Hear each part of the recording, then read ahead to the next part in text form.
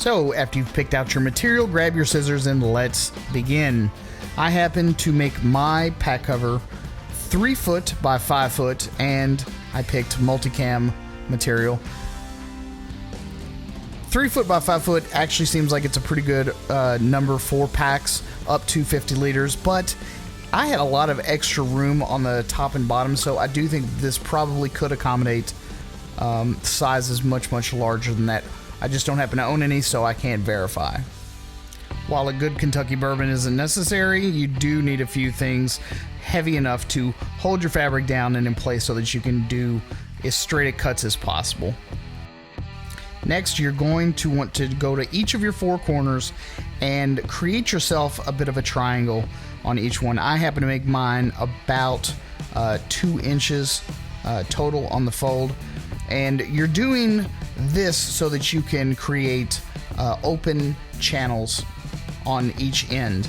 Once you get that in place, I just clamp mine down with a couple of paper clips, and that helped hold it in place until I got it over to the sewing machine.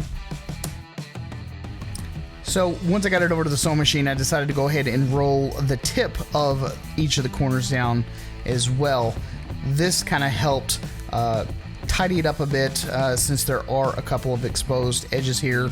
It's very hard to hide everything, all the imperfections on your fabric, but if you can, try and go this route, and you'll notice that you'll even create yourself a little bit of extra reinforcement in those areas.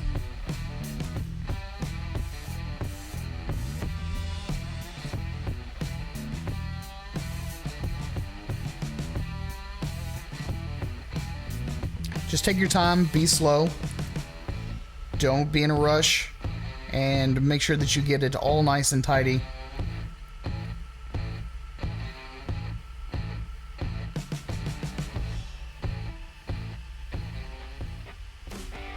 And once you're all done, it should look something like this.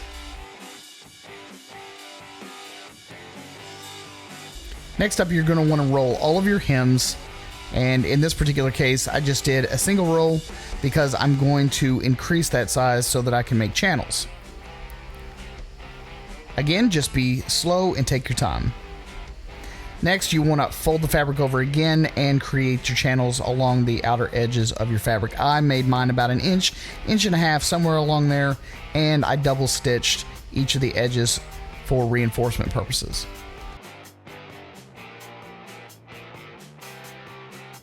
Once you've rolled all your edges down and your channels are complete, they should look something like this, giving you easy access to the cordage. Speaking of cordage, it's time to toss some into the channels.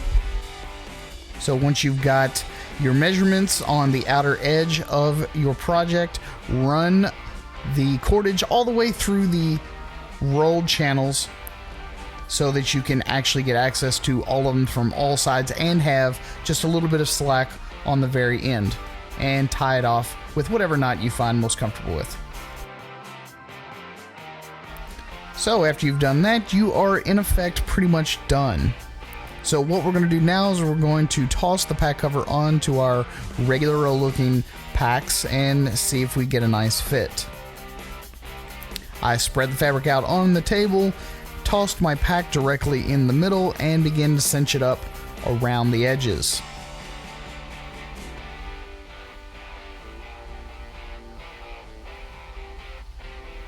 Now I can change the look and the feel of just about any pack that I own. So what was a hiking pack can ultimately be a disappear pack. If I don't want it to be seen, now it doesn't have to be. I just tucked the extra cordage down into the gathered section of the pack cover, and it worked out perfectly. But wait, there's more.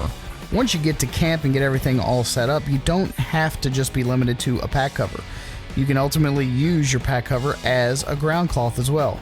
There's nothing worse than stepping out on a cold, wet ground, so what better use for your semi-waterproof fabric than to toss it on the ground and hop into your comfy bed.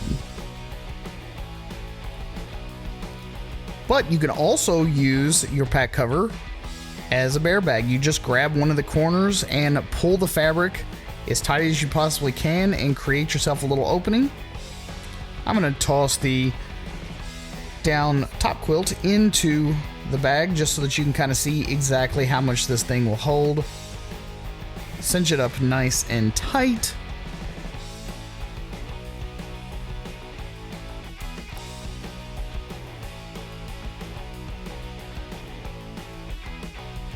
Take it on over to your tree or other suspension and hang whatever you need to keep away from the critters. Awesome. But your pack cover can also be used as a makeshift sink. A lot of times you'll find a depression in the ground, and all you have to do is lay your pack cover over said depression, fill your pack cover up with a little bit of water,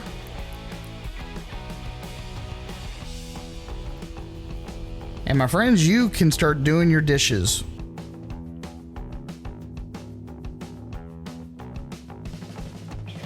If you get a good waterproof material like sil nylon, it will be 100% waterproof and completely hold. When you're all done, you just shake it out and she's good to go.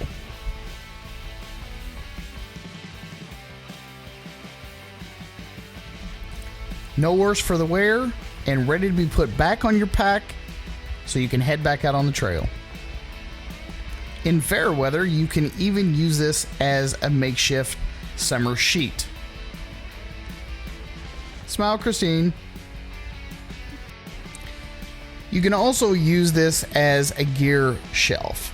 Keeping things up off the ground, keeping the critters out of your gear, and keeping it dry and safe is of paramount importance. So just clip the two ends onto one section of your suspension and clip the other end to another portion of your suspension, and you can sit all of your gear directly inside and never have to worry about the rain, the dew, or the creepy crawlies. And if you have any other ideas as to how you could use this pack cover, be sure to leave those down in the comments below.